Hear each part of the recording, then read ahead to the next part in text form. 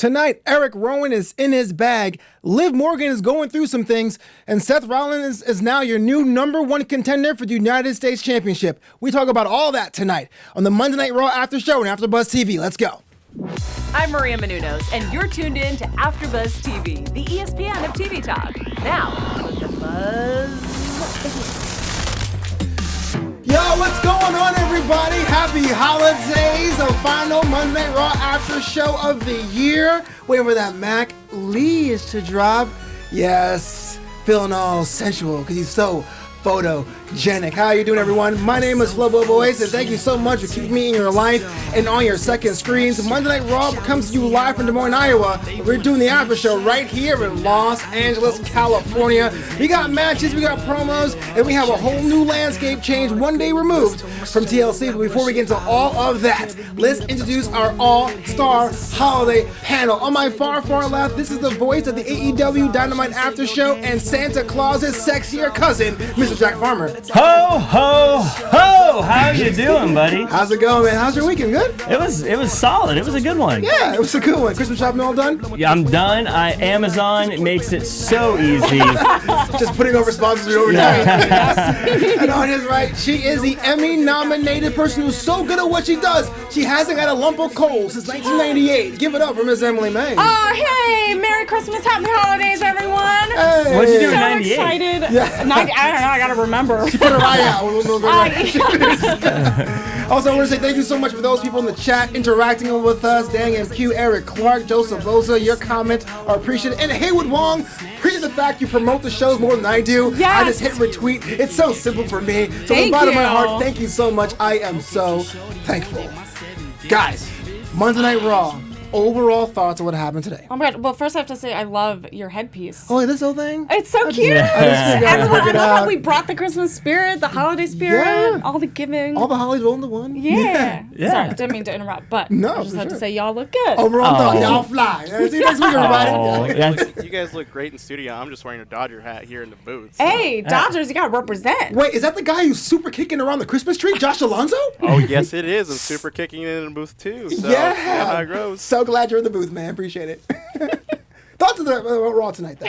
I thought, a lot happened, but nothing was accomplished. Okay. That's how it Oh, felt. that's a good way to put it. It's a board meeting of our Night Raws. Yeah, Yeah. I mean, they're getting to the end of the year, and they're kind of like, all right, what have we not done yet, or what have we still done, and still do it. There's definitely like a coasting until January, I think. Not necessarily a coasting, because a lot of people look like they worked really hard tonight. Yeah. But as far as they don't want to give a lot away before they get into what will be the sort of down period those last 2 weeks of the year. I thought it was perfect when Robert Truth pointing at the WrestleMania sign. There was no sign there. Yeah. I was like, Yes. Well, I mean, In a nutshell. they keep like building up to the Royal Rumble, and so I feel like they're just kind of, all right, we'll take a few weeks break and do some lighter type of work, and then So I see know what it goes that into wrestling January. doesn't have an off season. Do you think that now is considered like the midwinter finale? Like, what is that if you were to equate it to a regular TV series? Like, what is this period now, right before the road to WrestleMania?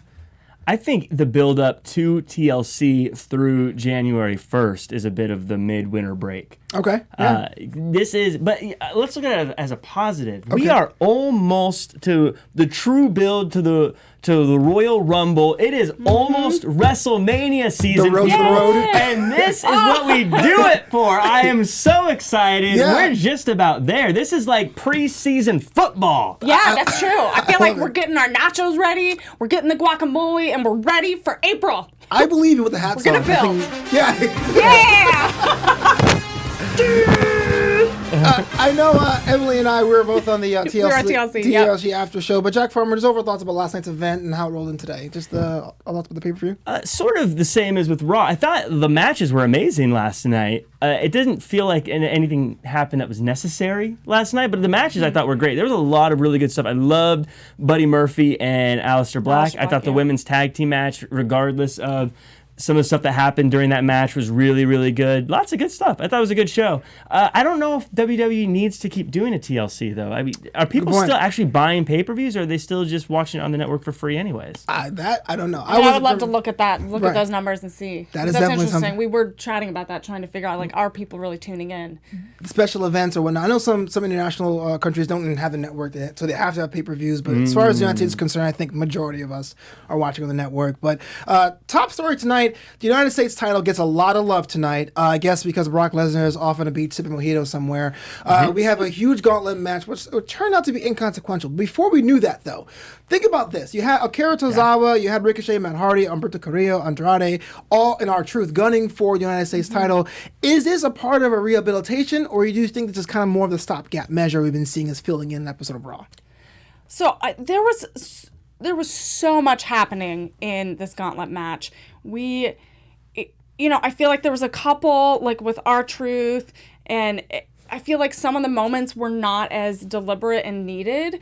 Poor Ricochet was trying so hard, like had an amazing showcase tonight. Right. And he had some like really flawless, amazing moments. And he's such a phenomenal athlete.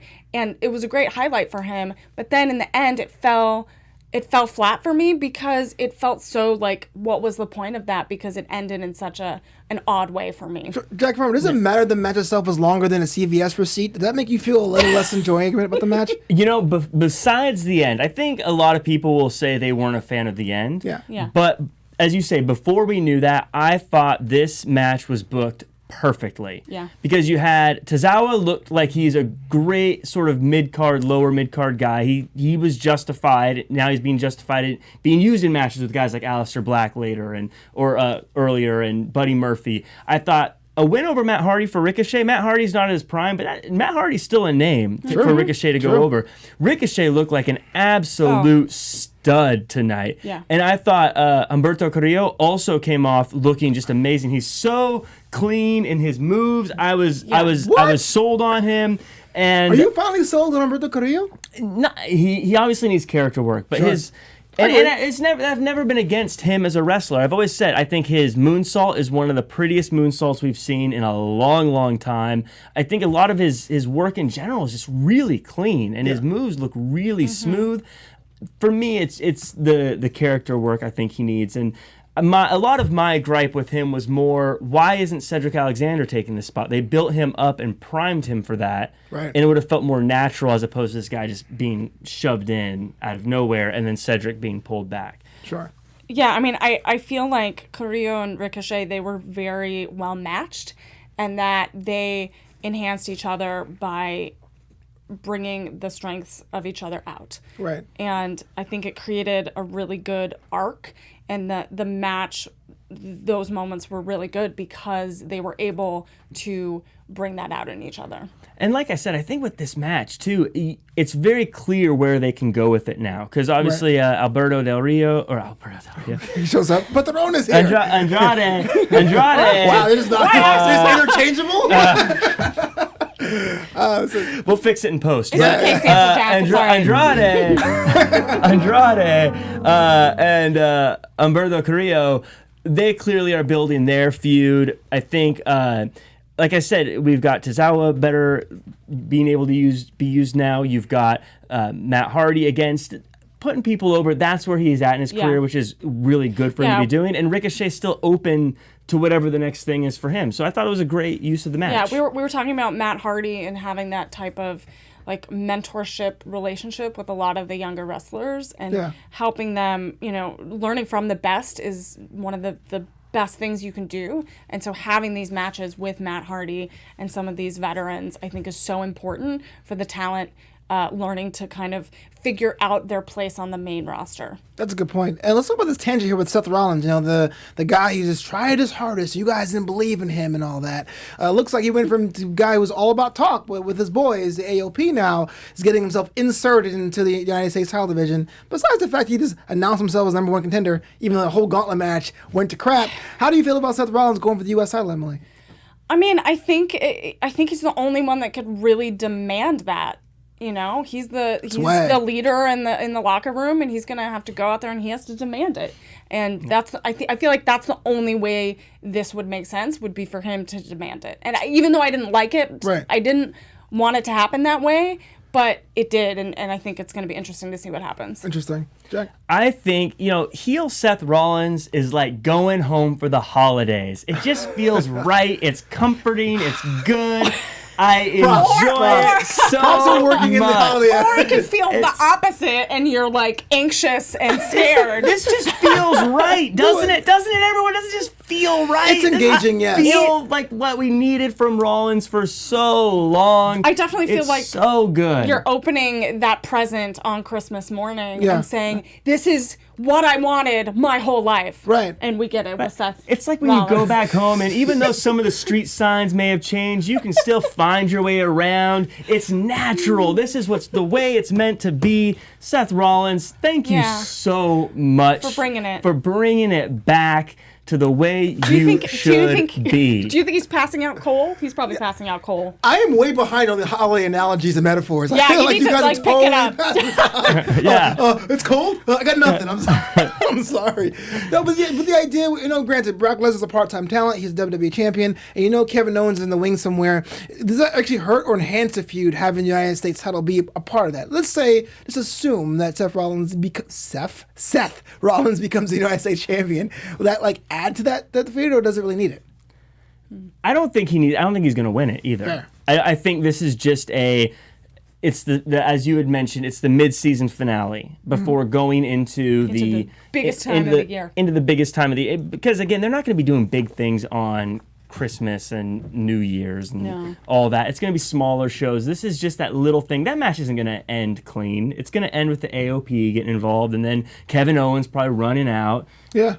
And that whole thing, it's not going to end clean. So it's just a fun little splashy thing for us to all go, oh, hey, he's going for the U.S. title. Is that going to be something? I was waiting for another analogy there. I know. Yeah, he's going to ride in Santa's sleigh all the way to the North Pole. Yeah, it's just like that thing where it's too snowy outside and you can't see, so you just need that little glowing nose of a U.S. title to guide you through. Rudolph is what we're going to call it. Last question about this U.S. title gauntlet match before we move on. We talked about a little bit about Akira Tozawa. Here's a guy that was seemingly on TV for a long time, but over the past month you've seen a lot of Akira. Do you think there's a bit of faith in there for long-term prospects, moving him up to card, or it just seems like he's just in this season currently? Because it seems he comes as virtually nowhere. I think he's going to be kind of at the lower card. I think he's doing what he's going to be doing for the foreseeable future, but I think he's great at it. I think he makes people look great. Yeah, I mean, it's a really hard thing to do, to make people and help people look good. And so he's in a unique position, and if you really embrace that position and really take it and fully execute it really well and develop it, then you can further your skills in other areas. Sure. So I think he's in a really good place, and he just has to develop it even more, and he'll have some even more intense matches later on. But I feel like this was a good start to where he's going. Yeah, shout out to Akira Tozawa. And I guess Humberto Carrillo, I mean, the last couple of weeks he's been destroyed on the way to the ring. I hope he has a match soon. like a real one. I can stretch it off. Moving on, I have a special announcement for you guys, and that is AfterBuzz TV Universe! Don't you dare be sour! Clap as the Hall of Farmer, Jack Farmer, tells you how to interact with the show and feel the power! It's a new day, yes it is! Yes, thank you so much for making AfterBuzz TV the ESPN of TV Talk. But thank you guys so much for bringing all that positivity to the comments section, to the review section. We couldn't do it without you guys. You guys have made it happen. Stay positive, everyone. Give that 5-star review. Thank you so much. That was heat. That was flames in the booth. Wow. We had ourselves, after that, a good old-fashioned tag team match player. You know it's the Mac military. Holla, holla, holla. In a rematch from last night's TLC Epic Encounter, the OC, the original, the official, the only club that matters, taking on the Viking Raiders with all that experience. Another long match tonight. Fellas, ladies, don't go through this. This is two teams, the top of the Raw division, because there really isn't much of one. But Gals and Anderson get another chance, and they actually win. Emily, May, what happened? I think, the Viking Raiders are the type of people that and the tag team, that we know they're going to dominate every... I know, you gotta get it. Prop it up. Don't blame me. Talk about yourself. Yeah, okay. So the Viking Raiders are definitely going to dominate every match they're in. And so this was an interesting win for the OC because I feel like they weren't going to necessarily win, and they took it home tonight. So, but Jack Farmer, the match tonight, was that better or worse than last night's match? It doesn't matter. It was kind of the same This for was me. This was just a fill-in match. I think they're trying to stretch this out so they can have a longer feud. But I feel like we've seen these guys face off 600 times. And to see you have the Viking Raiders look unstoppable for months against nobodies, and then now they're just taking a random loss on a Monday Night Raw. I need something from these guys. It has to have some meaning behind it. And, if you're building up the Viking Raiders as like these top guys that are never going to, be beaten, just to have a loss like this, like Jack said, it just doesn't make sense. And it has to have some meaning. And maybe they'll build for it, in the next few months, but it needs to have some substance. You can't just have a throwaway like that.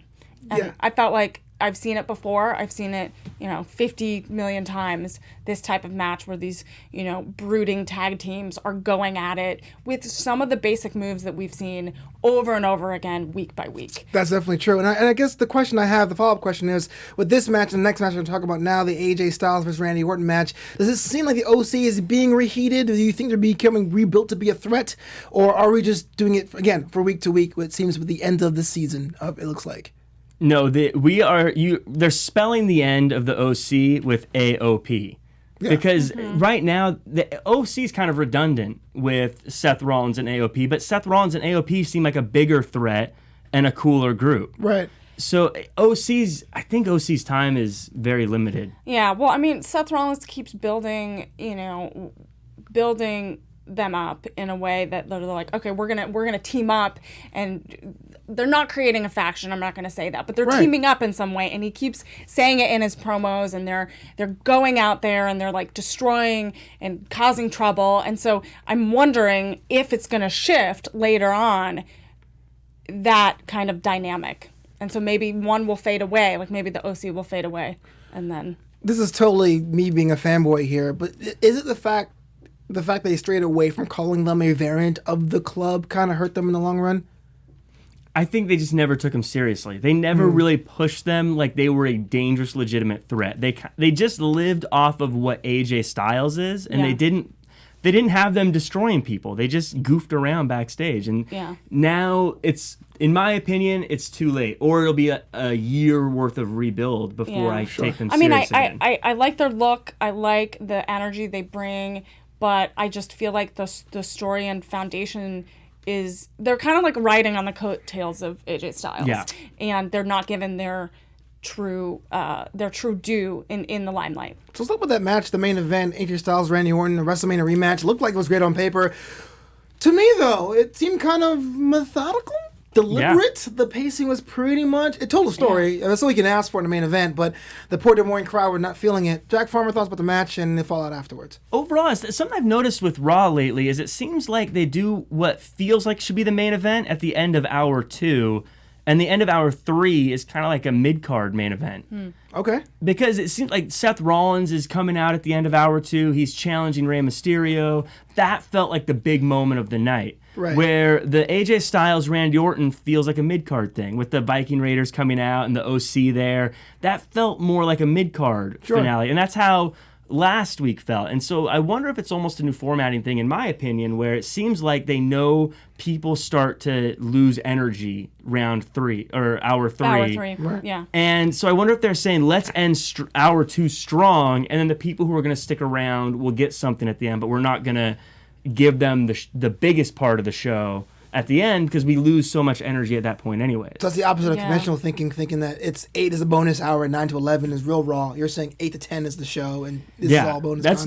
That's how the last few weeks have felt to me. Fair enough, yeah. Well, for me, it kind of felt unnecessary in the sense of you have these two great athletes that are doing a basic match, and I hate to say it that way. Basic, just basic, because and I think the reason why it was like that is because it felt very slow. Yeah. The pacing seemed off because we're coming off of these other promos, these other matches that felt a little bit more energetic. And again, that might be leading to kind of what Jack's saying, which the pacing of the show seemed a little off overall. Right. And so, I was writing notes like, where's the energy? Like, I felt like they were just kind of walking through the steps of the moves and that there wasn't anything behind them. And so for me tuning in, I'm like, okay, I don't see anything special here. And that is kind of upsetting to have a main event and you have this lead up of them. They were talking about it all over online and everywhere, like leading up to this big match. And then I didn't feel anything that was, super momentous. I thought it felt like they were saving something for another rematch down the road. Like they know they've got a pay-per-view match coming up and they want to blow that out of the water. Right. So they wanted to save a lot of stuff and didn't really do as much today. Yeah. They didn't give us the show today because they know that that's coming down the road. I want to ask you a question, Jack, because I know you and I have been doing this for a while now. Man, Yeah. we're old, grizzly, young veterans. Yes.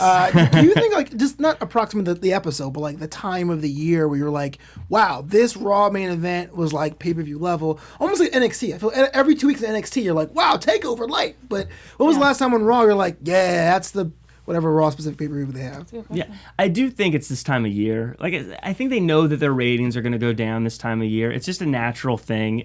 All TV ratings go down this time of year because people are watching holiday movies and they're visiting the family and they've got other things to do. I think they know that, and so that's why I think they're saving a little bit until after the holidays. And like I said, I think after January 1st, they're going to come in strong and build towards Royal Rumble big time. But I think between now and then, we're going to get a little bit of a coast. Do you have an improbable prediction for Royal Rumble winner at all? I know it's way too early. We're like 6 weeks out. I'm just curious. If you're just like, we were talking about that. Yeah. We were. What? Without me? I know. I'm sorry. First of all, y'all make all these puns and metaphors without me. And now We waited till you left. We waited till you left. Okay, thanks, Mom. And now we can finally talk about it. He's gone. Wow. So we hid the presents in the closet, and you don't get any. Okay, so I would love Keith Lee to take it. Okay. But I mean, it's probably really improbable. But does that come with a roster move, or that stays with NXT? No, it stays with NXT. But I think if we did like a full, brand collide kind of thing, I think if he could take it. But the way I see it is like he's gonna have a big moment. I'm not sure what it will be, but usually when these Royal Rumbles get broken down, they try to break it down so the contenders have a moment, even if they don't take it. Sure. Yeah, I think I actually would love Keith Lee to win. I think that'd be such a cool moment. I don't know if they're going to be confident enough to pull the trigger on an NXT guy to main event WrestleMania just yet. Right. But good point. Good point. I think he really could. I kind of think they might have a Randy Orton win and then challenge Brock Lesnar, because I think an Orton-Lesnar rematch from a few years back would be a WrestleMania. Very safe choice. But that's super safe. And it is very safe. I feel like they should go the opposite direction and go completely to someone that people, give them a chance. Give them, pick someone that is going to completely. Be the middle ground here. What? Oh, what? I hear a voice. Yeah. Is that Santa? Yeah. I think it might be Drew McIntyre. If they're trying to build up somebody to dethrone Brock, they should, I think McIntyre should be the one. And I think they should start building him now, and then that way when he gets to the Rumble, when he wins it, it's as credible as possible, because as we know now, McIntyre is not really doing much. He's just kind of on the wayside right now. So if they're really trying to build him as a legitimate threat, they got to start doing it now, and the Royal Rumble win would be a great way to do that. Do you think 6 weeks is enough to build up that story? If you could build Crown Jewel in 4, I think you can build anyone in 6. I mean, it's not that. I don't think it'd be that hard. I mean, have McIntyre beat Orton next week, and then have McIntyre beat AJ the following week. That way, those two feuding have an equal. equal setting there, but those are 2 huge wins for McIntyre. Maybe have him beat 1 or 2 other people, win the Rumble, and then you're off and running. Fair. I think that's very simple to do. You could easily do that. I also think Reigns winning and challenging Bray would be a safe bet that wouldn't Roman shock Reigns me. vanquish the Fiend. The Fiend. That'd be kind Or Bray Wyatt. It could be either one. I was thinking And Bray Wyatt because of wrestling, I would turn off the channel. Really, that guy comes out at WrestleMania? I want the Fiend. Firefly Funhouse. that would be That is a giant troll right there, man. 80,000 fans. We're so glad you're back. I'm sorry. But either way, I was thinking for the men, and both of those guys are people are terrifying to challenge. Right. There's no there's no cowardly heel in this scenario where it's like, I won the chance, now you have to fight me. It's like both of them are like, Right. Can I cash in later? Can I do it later? I'm on vacation. SummerSlam. Totally gonna we are tired. I need to work out first. Hit the gym. You and Pentagon. Asuka had one day after her hellish match at TLC had a match with Deonna Purrazzo, which she was billed from NXT, but she hasn't been on NXT TV in about a year. Yeah, almost. that's what I was going to ask you because I feel like we haven't seen her in so long. Right. I was like, whoa, I wonder what was happening. Emily May, tell me about this. You've seen Deonna Purrazzo wrestle before. What's her upside? What's her appeal? I mean, she has a really fantastic look. Like, she really has the way that she was, that Asuka was doing those submission holds and she was like reacting to them, like they were so intricate and so tight and so well done that you need a good partner to counterbalance that, and I feel like Deonna did that. The right choice. Yeah, I think it was the right choice to highlight that part of her wrestling style. Was she a call-up or is she just visiting for the night? I'm wondering how much of what happened with Kairi Sane at TLC impacted this match and what they're doing going forward. Seems like 100%. Because it seems like suddenly Asuka's acting like a singles wrestler, but I think it might just be filling time until Kairi's safe to come back. I mean, we talked about that when I was like, this entrance is odd. Like, it doesn't feel right. And I feel like they might have changed the card last minute after last night. Oh, absolutely. If you're bringing in someone who's a superstar from another brand, not even a local something's talent. going on. Yeah. You're in Des Moines, Iowa. I'm not sure who is available. But you call someone on the Just as a frame of reference, the last time Deonna Purrazzo actually wrestled was a taping of January 2nd earlier this year. Okay. Yeah, it was 12 months. It was really odd, yeah. And just as Bill as NXT. I mean, props to not Phillips. Joseph for trying to pull her over and be like, oh, she's a talent, she's amazing, but it's like there's no way you can tell me. But I have to give it, like, we don't know the whole situation of why she was called into this episode, but I feel like I have to give her props because to be called in, I'm assuming, maybe it was last minute. Yeah. And even if it wasn't, she did a great job, and, I think it's great to highlight NXT talent on Raw. Man, if we had a boudoir, she'd totally be in it. Oh, she'd be in it. I loved her gear. Her gear was gorgeous. It was like there was enough threaded. Hey, it's 2-1. That's right. This holiday season, check under your tree for CenterVinCompany.com's Cocoa Butter and Body Scrubs. Tell TK it was nice there that day. Yeah, so they... I don't know how... I mean, they had a video package for her, so I think they must have known she was coming up, but it makes me wonder how thin this women's division is on Raw that they couldn't just pull someone else to be in this match. Which begs the question, how many people do you think they need... How many women do they need to have on this roster on TV regularly to feel like they have a full division? You need at least 8 or 9. I mean, appearing regularly. Regularly? I mean, I feel like we were talking about how we felt like the tag team division is super light and like pretty much non-existent. True. Yeah. And I'm interested to see in 2020 what they're going to do and how they're going to build, because they need more talent. They just need it to make it feel more well-rounded and diverse. True. The chat is going nuts about Kairi Sane's injury last night. And so she worked 20 minutes, not 100%. We don't know the extent of her injury We're yet. not sure if it's a concussion or what, but we I'm don't sure know, more information will come out. Don't want to But speculate. it was really, watching it, I mean, we both watched it last night, and it was really terrifying because she was completely unstable. And I have to give it to the other women who were helping her, and you could see them trying to navigate the rest of the match. Oh, for sure. While trying to figure it out. Moving on, we have another entry of the Lana Rusev Lashley saga. It looks like Lana proposed to Lashley to propose to her, which is, I guess, a heel move. This was fantastic. Oh, Are man. you kidding me? Okay. This was so Jack. Lana is such a good heel. Why don't people get this? She's so good. You're getting cold this Christmas, man. When she was like, Where's the coal? when she says, just like I had you practice. Yes. That was so good. Okay, I have to give it to you. I propose, you propose to me. That's so great. Okay, I do not. What is this music? Pokey It's a Yeah. sultry storyline going on right now. Why not have like a little 70s adult music going on? Yeah. Like I don't agree with the full storyline and just like the it's just like super old school and I don't feel it. But I have to this music. But I have to say that she did a good promo tonight. I will give her that. She did a good promo. The fans were into it. They wanted Rusev Day, and you know it takes a really good heel and a really good promo and really good development to make that happen and bring everyone on opposite. I know direction. I know that people have different opinions about this angle, and I get it. But if we get these two with this character going forward, it was worth it. Yeah. And let's say it's over now, and now they're going off to do their own thing. But now we get these two, this obnoxious couple that's super annoying as great heels.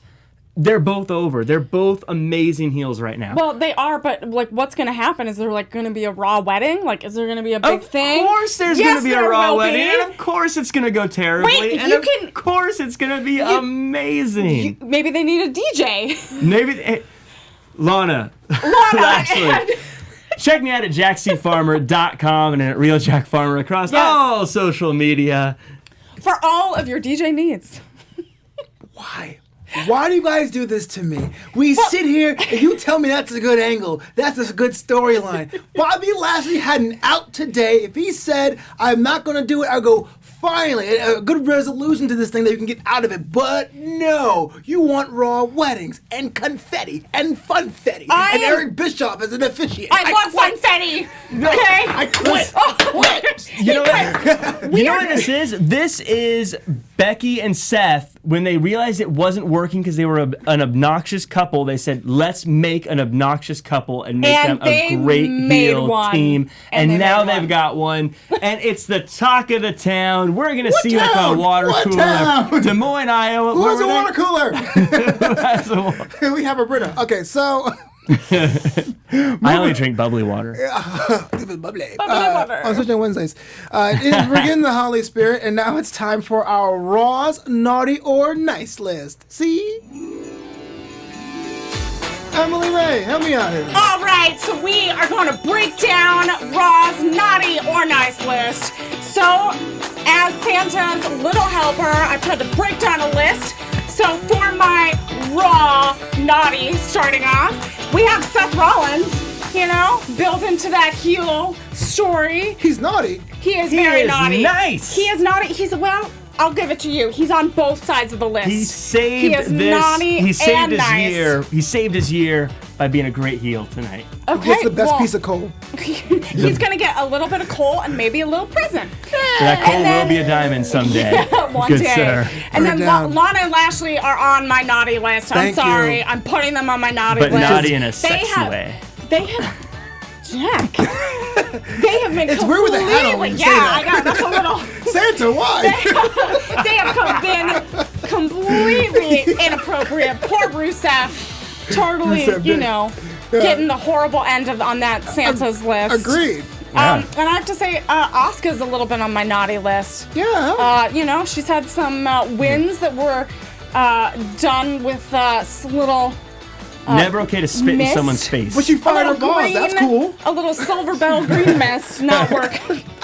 Her green mist is so festive. The green mist is festive. It is. It can go on all of your Christmas trees. It's time for the holidays. And Shalom. For on my nice list, shalom. For all of our Jewish brothers and sisters out there. Happy Hanukkah, y'all. Starts next week. It's going to be great. Yeah. Ricochet is on my nice list. He's nice. I love Ricochet. He's always amazing. He's always bringing bringing his A game. So he is going to get all the presents under the tree. And then Mysterio is also, and Dominic, I guess, is on Not parent of the year, that's for sure. All right. Take your kid to 619 on my nice list. Do it like this, Dominic. Because I love him. Okay, for sure. And he's had a great year. So that's my naughty or nice list. Please share in the comments who you think is on your naughty or nice list. And maybe Santa will bring him some coal or a nice diamond or some other presents. Cedric was like, I was on TV once. Yeah. Cool. So let us know. Share us all of your lists. Shout out to Charlie Caruso because she was like in 8 segments today. I know she was bouncing around. Is she in the nice list? Charlie Caruso's on the nice list. She always is so cheery and wonderful. Yeah, shout out to Charlie Caruso. Yeah. She had a sit-down interview with Becky Lynch, and I want to hear your thoughts on this one, Jack, because you've been saying this for months, that Becky was saying, you know what, the company's protecting me. I want to go out there and beat Asuka and get my belts and all that stuff, and reestablish myself as a Raw Women's Champion. Thoughts about the promo? I think your impression started to dip a little bit. It was down here. It got worse. It was like your Kofi impression. It was pretty bad. You were started really good, and then my belts. I actually really like that they rooted this in reality, and that she said she's being protected, because I think she was, and I think that resonates whenever you can pull from reality. And I love that they're pulling from that and they're not hiding from that. And they're really, with a lot of things, even with Seth Rollins, I love that they're not hiding from things and not trying to force things. And they're saying, look, this is how things are being seen. Let's play to that. Let's use that. Yeah, I mean, I love the interview, because again, there's this true moment that you're talking about, that she's saying, all of this is happening because she's trying to be protected, that she's being protected.